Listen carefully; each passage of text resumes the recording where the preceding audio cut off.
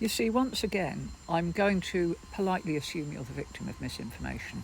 In the video that you put this comment on, nobody is removing bodies. What they are doing is moving headstones.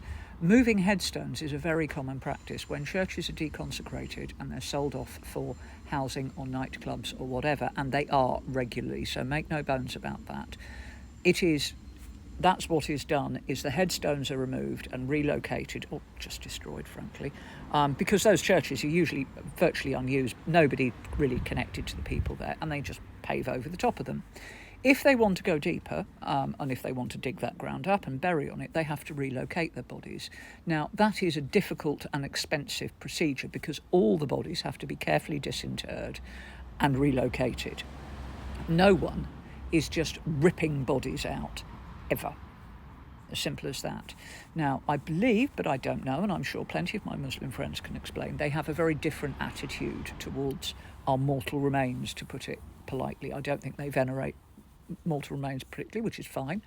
Why can't they tolerate? They can. That's the point. They can tolerate. Those bodies will still be there. And like I said, unless somebody has been prepared to or had to pay a lot of money and have all the necessary procedures followed to disinter bodies and move them, bodies will still be there. And also bear in mind, I refer you to my local church. It's been there for 1,000 years. If somebody wanted to knock it down and build a block of flats there, they would have to disinter any bodies that are there. But some of those bodies have been there for nearly 1,000 years, I'm sure.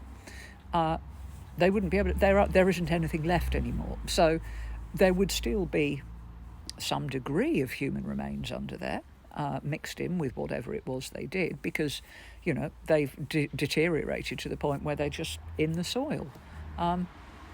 But yeah, nobody is ripping up bodies. And like I said, you can go and look it up to find out. Nobody is doing that. But you've just been misinformed, shall we say.